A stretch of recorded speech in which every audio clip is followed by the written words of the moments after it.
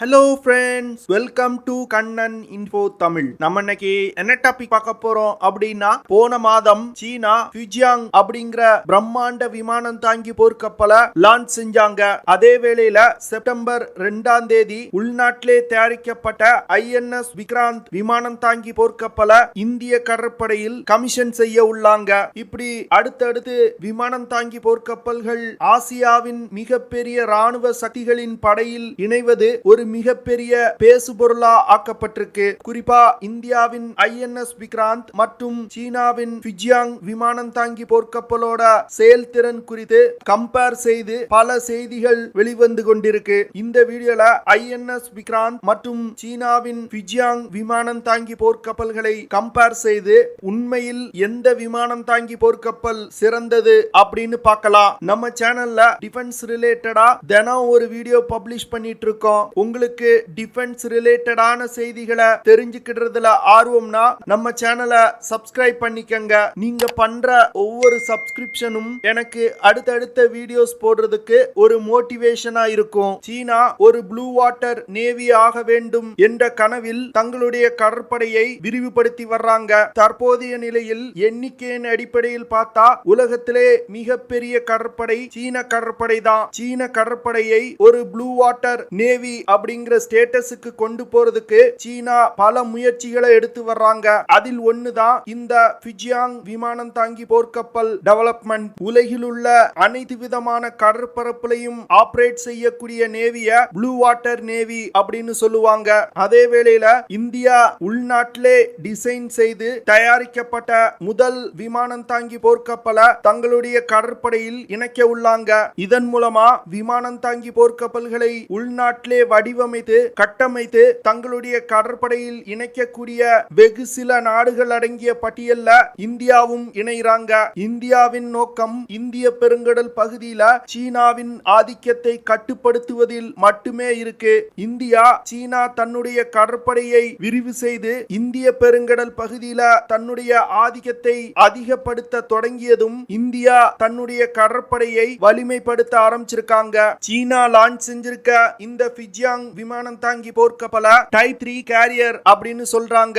இந்த விமானம் தாங்கி போர்க்கப்பல் 320 மீட்டர் நீளமும் 76 மீட்டர் அகலமும் 39.5 மீட்டர் உயரமும் கொண்டது. இந்த விமானம் தாங்கி போர்க்கப்பல் கிட்டத்தட்ட 80,000 டன்ல இருந்து 1,00,000 டன் எடை கொண்டதா இருக்கும் அப்படின்னு சொல்லப்படுது. சீன கடற்படையில் ஷாண்டாங் மற்றும் லியோனிங் அப்படிங்கிற 2 விமானம் தாங்கி போர்க்கப்பல்கள் ஏற்கனவே பயன்பாட்டில் இருந்து வருது. இந்த 2 விமானம் தாங்கி போர்க்கப்பல்களையும் விட ஃபியூஜியாங் விமானம் தாங்கி போர்க்கப்பல் மிகப்பெரியது. ஷாண்டாங் விமானம் தாங்கி போர்க்கப்பல்ல 36 விமானங்களும் லியோனிங் விமானம் தாங்கி போர்க்கப்பல்ல 40 விமானங்களையும் இயக்க முடியும். சீனா உருவாக்கி இருக்க இந்த ஃபியூஜியாங் விமானம் தாங்கி போர்க்கப்பல்ல 40க்கும் மேற்பட்ட விமானங்களை இயக்க முடியும் அப்படின்னு சொல்றாங்க. இந்தியாவின் INS விக்ராந்த் விமானம் தாங்கி போர்க்கப்பல் 262 மீட்டர் நீளமும் 62 மீட்டர் அகலமும் 59 மீட்டர் உயரமும் கொண்டது. இந்த விமானம் தாங்கி போர்க்கப்பல் 45,000 டன் எடை கொண்டது. இந்திய கடற்படை 1960களில் இருந்தே விமானம் தாங்கி போர்க்கப்பல்களை இயக்கிய அனுபவம் கொண்ட கடற்படை. இந்தியாவிடம் ரஷ்யாவிடம் இருந்து வாங்கிய INS விக்ரமாதித்யா அப்படிங்கிற விமானம் தாங்கி போர்க்கப்பல் ஏற்கனவே பயன்பாட்டில் இருந்து வருது. இப்போ இந்தியா இணைக்க உள்ள INS விக்ராந்த் விமானம் தாங்கி போர்க்கப்பல் இந்திய கடற்படையின் 2வது விமானம் தாங்கி போர்க்கப்பல். INS விக்ராந்த் விமானம் தாங்கி போர்க்கப்பல்ல 30 விமானங்களை நிறுத்தி வைக்க முடியும். இந்த போர்க்கப்பல்னால அதிகபட்சமா 56 கிலோமீட்டர் பெர் ஹார் வேகத்துல பயணிக்க முடியும். INS விக்ராந்த் விமானம் தாங்கி போர்க்கப்பல்னால தொடர்ந்து 15,000 கிலோமீட்டர் கடற்பயணம் செய்ய முடியும். இந்த போர்க்கப்பல்ல 2300 கம்பார்ட்மெண்ட்ஸ் இருக்கு. இந்த கம்பார்ட்மெண்ட்ஸ் 1700க்கும் மேற்பட்ட செயலர்கள் பயன்படுத்த போறாங்க. சைஸ வச்சு பார்க்கும் பொழுது ஃபியூஜியாங் விமானம் தாங்கி போர்க்கப்பல் INS விக்ராந்த் விமானம் தாங்கி போர்க்கப்பலை விட மிக பெரியதா இருக்கு. அடுத்து இந்த 2 கப்பல்கள்ல பயன்படுத்தப்படும் தொழில்நுட்பத்தை பத்தி பார்க்கலாம். INS விக்ராந்த் விமானம் தாங்கி போர்க்கப்பல்ல விமானங்களை லான்ச் செய்வதற்கு ஸ்டோபார் அப்படிங்கிற short take off but arrester landing தொழில்நுட்பம் பயன்படுத்தப்படுது. இந்த ஸ்டோபார் தொழில்நுட்பத்துல விமானம் தாங்கி போர்க்கப்பலோட ஒரு முனையில ஸ்கீ ஜம்ப் ரேம்ப் அமைக்கப்பட்டிருக்கும். இந்த ரேம்ப்ல ஒரு ஷார்ட் ரன்வேல இருந்து அதிவேகமா விமானங்கள் சென்று மேல் எழும்பணும். விமானத்தை லேண்ட் செய்வதற்கு அரஸ்டர் வயர்ஸ் பயன்படுத்தப்படுது. இந்த சிஸ்டத்தை ரொம்ப ஈஸியா மெயின்டைன் செய்ய முடியும். ஆனா இந்த சிஸ்டத்துல உள்ள டிராபேக் என்னன்னா ஒரு குறிப்பிட்ட வகையான விமானங்களை மட்டுமே பயன்படுத்த முடியும். அது மட்டும் இல்லாம குறைவான அளவுள்ள ஆயுதங்களையே ஸ்டோபார் தொழில்நுட்பம் மூலமா லான்ச் செய்யப்படும் விமானத்துல எடுத்து செல்ல முடியும். ஆனா அதுவே சீனாவின் ஃபியூஜியாங் விமானம் தாங்கி போர்க்கப்பல்ல விமானங்களை லான்ச் செய்வதற்கு இமெயில்ஸ் அப்படின்னு சொல்லக்கூடிய electromagnetic aircraft launching system பயன்படுத்தப்படுது. இந்த தொழில்நுட்பம் தற்போது வரைக்கும் அமெரிக்காவின் போர்ட் கிளாஸ் ஏர்கிராப்ட் கேரியர்களில் மட்டுமே பயன்படுத்தப்பட்டு வருது. சீனா இந்த இமெயில் ஏர்கிராப்ட் லான்ச்சிங் சிஸ்டத்தை ஃபியூஜியாங் விமானம் தாங்கி போர்க்கப்பல்ல இணைத்திருப்பது ஒரு கேம் சேஞ்சர் அப்படின்னு சொல்றாங்க. INS விக்ராந்த் விமானம் தாங்கி போர்க்கப்பலோட flight deck ski jump ramp வடிவில் அமைக்கப்பட்டிருக்கும். ஆனா ஃபியூஜியாங் விமானம் தாங்கி போர்க்கப்பலோட ஃபிளைட் டெக் பிளாட்டா இருக்கும். இந்த பிளாட் டெக்ல கேட்டோபார் அப்படின்னு சொல்லக்கூடிய catapult assisted take off but arrested recovery system பொருத்தப்பட்டிருக்கும். இந்த சிஸ்டம் எப்படி வேலை செய்யும் அப்படின்னா ஒரு கவன்ல கல் வைத்து அடிப்பது போல் விமானத்தை கேட்டோபார்ல இருக்கக்கூடிய கேட்ரிபிள்ல இணைப்பாங்க. அடுத்து அந்த கேட்ரிபிள்ல இயக்குறதுக்கு electromagnetic aircraft launching system இயக்கப்படும். இந்த சிஸ்டத்துல ஒரு இண்டக்ஷன் மோட்டார் இணைக்கப்பட்டிருக்கும். இந்த இண்டக்ஷன் மோட்டார் உதவியுடன் ஏர்கிராப்ட எப்படி ஒரு கவன்ல இருந்து கல் எரியப்படுதோ அதே போன்று ஏர்கிராப்ட லான்ச் செய்வாங்க. இந்த தொழில்நுட்பம் மூலமா அதிக எடை கொண்ட விமானங்களையும் ஏர்கிராப்ட் கேரியர்ல இருந்து டேக் ஆஃப் செய்ய வைக்க முடியும். இந்த இமெயில் சிஸ்டத்தை அமெரிக்கா தன்னுடைய நியூக்ளியர் பவர் ஏர்கிராப்ட் கேரியர்கள்ல பயன்படுத்தி வர்றாங்க.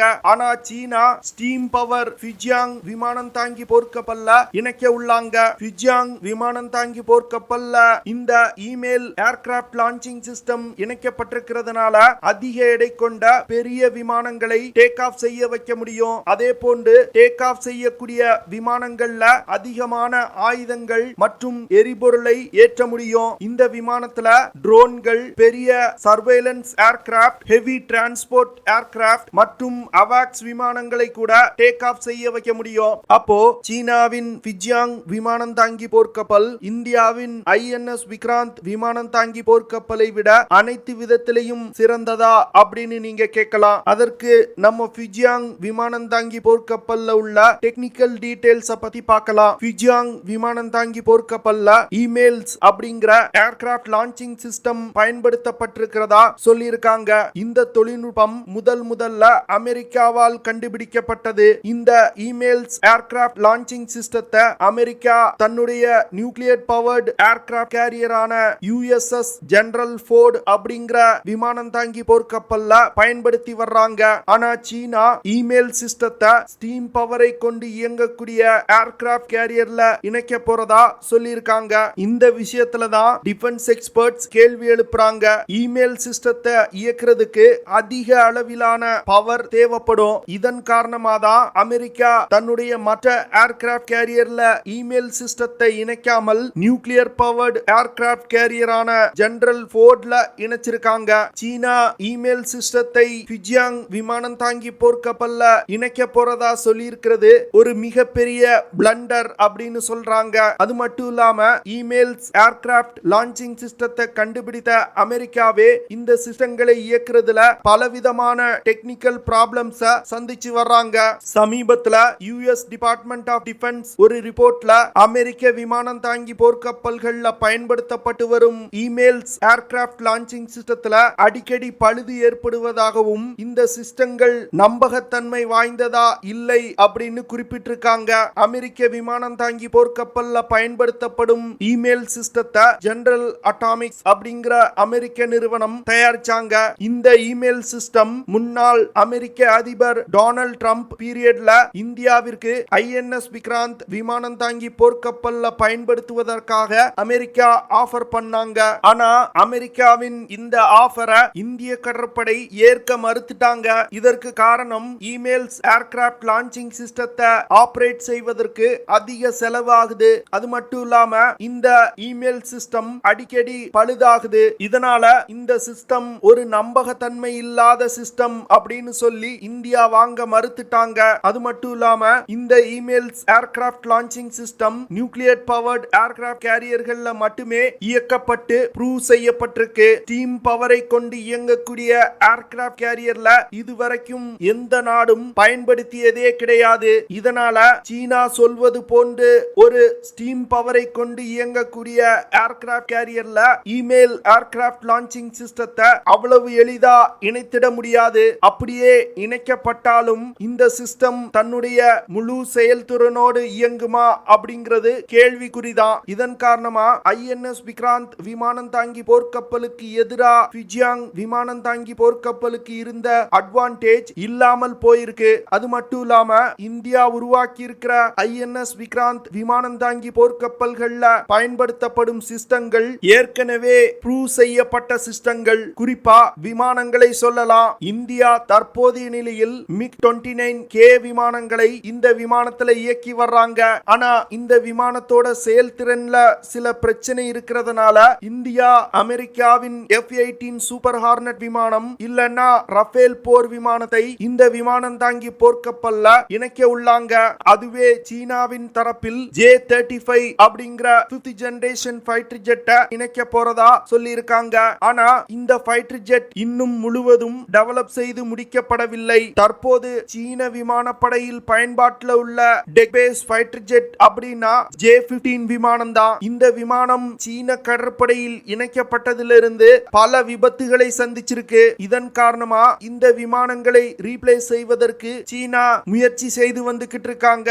ஆனா எந்த முயற்சியும் பலனளிக்கவில்லை. இந்த நிலையில இவங்க ஒரு 5th generation deck base fighter ஜெட்டை உருவாக்க போறாங்களா? சீனா தன்னுடைய ஃபியூஜியாங் விமானம் தாங்கி போர்க்கப்பல்ல இன்னும் டெவலப் செய்து முடிக்கப்படாத சிஸ்டங்களை இணைக்க முயற்சி செய்து வந்துகிட்டு இருக்காங்க. அதனால இந்த விமானம் தாங்கி போர்க்கப்பலை முழுவதும் இயங்கு நிலைக்கு கொண்டு வருவதற்கு பல வருடங்கள் எடுக்கும் அப்படின்னு டிஃபென்ஸ் எக்ஸ்பர்ட்ஸ் சொல்றாங்க. அதே வேளையில இந்திய கடற்படைக்கு வெறும் 2 ஏர்கிராஃப்ட் கேரியர்கள் போதாது. 3வது ஏர்கிராஃப்ட் கேரியர் கண்டிப்பாக தேவை. அந்த ஏர்கிராஃப்ட் கேரியர் தற்போது உள்ள விக்ராந்த் விமானம் தாங்கி போர்க்கப்பலை விட மிக பெரியதா இருக்கணும் அப்படின்னு டிஃபென்ஸ் எக்ஸ்பர்ட்ஸ் சொல்றாங்க. அப்போதுதான் வரும் காலத்துல சீன கடற்படையை எதிர்த்து இந்திய கடற்படையால் போரிட முடியும். ஓகே ஃப்ரெண்ட்ஸ், நம்ம வீடியோவோட நிறைவு பகுதிக்கு வந்துட்டோம். இதெல்லாம் தான் நான் உங்ககிட்ட ஷேர் பண்ணணும் அப்படின்னு நினைச்ச விஷயங்கள். ஐ ஹோப் நான் ஷேர் பண்ண விஷயங்கள் உங்களுக்கு பிடிச்சிருக்கும் நினைக்கிறேன். அப்படி பிடிச்சிருந்துச்சுன்னா ஷேர் பண்ணுங்க, லைக் பண்ணுங்க, கமெண்ட் பண்ணுங்க. மறக்காம நம்ம சேனலுக்கு சப்ஸ்கிரைப் பண்ணுங்க. அப்படியே அந்த பெல் நோட்டிபிகேஷனை கிளிக் பண்ணி ஆல்ங்கிற ஆப்ஷனை எனேபிள் பண்ணிக்கங்க. See you in the next video. Jai Hind.